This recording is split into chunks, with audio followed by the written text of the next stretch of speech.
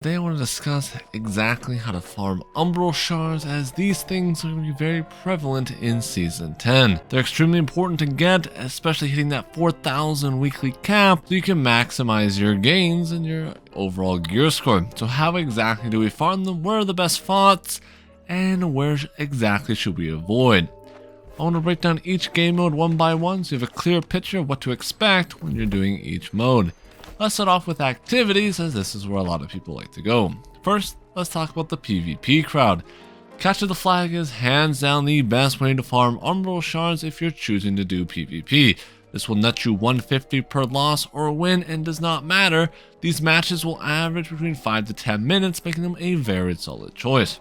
Outpost Rush is 200 if you win, 75 if you lose, and Arenas is 75 if you win, and I believe 30 if you lose. I could be a bit wrong on Arena there, meaning hands down nothing can beat Capture the Flag. But how about PvE?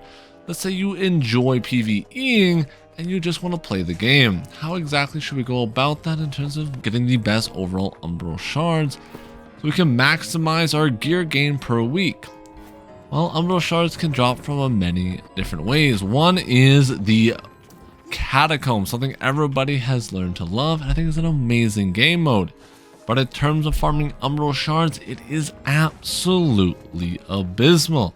You'll be in there for about 20 to 30 minutes, and at the end of the day, you'll only net anywhere between 20 to 50 total Umbrel Shards, making it hands down the worst way to do it. Then you have Mutations. I entered into a mutation today to check it out. Now, I didn't go any higher than M1, so I can't say exactly how many M3 and M2 will give you if you're able to acquire gold, but M1 took me about 20 minutes with the average group.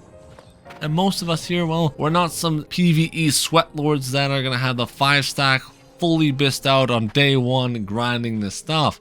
But exactly how many Umbrel Shards did I manage to scrape off the floor? Well, I got a total of 150 for a gold run, which took 20 minutes, meaning it's absolutely terrible in terms of an Umbrel farm. Then we have M2 and M3, and I did not sadly get to do M2 or 3, but I would say even at M2, the difficulty plus the extra stress of doing M2 will still not net you a positive over the other methods. I would say M3 would hands down be the best way to get Umbrel Shards in the entire game if you're able to consistently get gold, but M3 is some of the hardest content out there, and right now, most people just aren't prepared for that. So what is hands down the best way to farm Umbrel Shards come Season 10? Well, it's gotta be elite chest runs. These things are an absolute monster for many different reasons. One, elite chest runs give you an insanely good Umbral rate per minute. About 150 per 10 minutes, so you'll be netting roughly the same as CTF, maybe a bit more depending on how good your runs are compared to how long sometimes CTF can be due to the queue times and waiting in the lobby. But something you don't get in CTF that you can get during chest runs is the gear. Oh boy, the gear is flying off the shelves like a sale at Walmart. The amount of gear you can muster up from one elite chest run makes everything else look like child's play in terms of the route.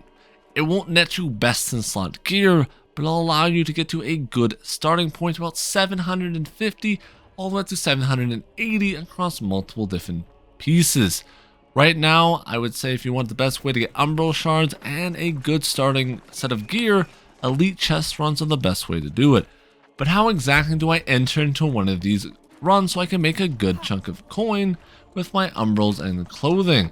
Well, just check in recruitment chat. People will be saying XECR, this means a chest run, XIMP, chest run. All of this X stuff will generally mean a chest run. If you're confused where they are on the map, once you're in the group, open up your map and you want to scan a few different zones. Brimstone, Shattered Mountain, Reekwater, and Cutlass Keys, along with Scale Reach. These are the chest run locations besides Nighthaven, but I doubt people are farming that at the moment. This is where you'll have to go for your elite chest run, so if you're confused and you're new and you don't know the terminology, just look around in these elite zones, as that's exactly where they should be. But now let's say, yo, I got my Umbrel Shards, how should I level up my gear? Which ones to focus on? Because I know people are going to be asking, do I get this? Do I get that? Well, first, I chose to upgrade my artifacts, as these are going to be used across the vast majority of builds. I went to 795 on my Serenity and all the way to 793 on my Blood Drinker. This is because this is my main PvE setup. For PvP sets, you don't need to go this high, but for PvE, I absolutely love it. But if you want to min-max your gains, I wouldn't go past 785. After that point, your weapon will get a huge diminishing returns per level per Umbrel Shard cost. Meaning if you want to get a full 785 gear score loadout in 1 week, the best way to do it is hands down to get all your gear 780 to 785 and not go any higher. The only exception to this rule would be if, hey, I want to max out my artifact because I know I'm in love with this thing and I absolutely need it now. I may be asking, what's the major advantage from upgrading our gear score all the way from, let's say, 700 to 785? Is it really that important? Well, absolutely yes. There's a vast different reasons to why you want to do this. I'll break down the most important ones. One, your base damage. So if you see on my greatsword here, the base damage will go up drastically from a 700 to a 785. Serenity has already gone up by almost 30 points, and that is only 10 gear score. Meaning the base damage is going to skyrocket like the stock market did before it crashed all the way down to the bottom of the abyss. Another major reason why you want to do this is your perks get drastically increased. The best example I can give you is something like, once again, my Serenity. This thing has massively good perks. At Trenchant Strikes, 13% damage, and Trenchant Crits at 18%. If I compare that to another weapon that has a sort of similar build style, as I pull one out of my storage here, you can see the difference just from 50 points alone. Trenchant Recovery should be in match with Trenchant Strike here, so 18, I lose 2%. You may say that's not a lot, but across the board that does add up. That's only 730, and that's an extra whole percent.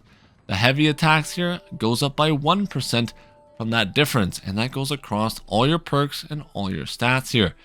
So reason being, you want to get these gear score up as fast as possible, not only to make dungeons, raids, and PvP more easy for yourself, but due to the fact that your perks will skyrocket in terms of valuable.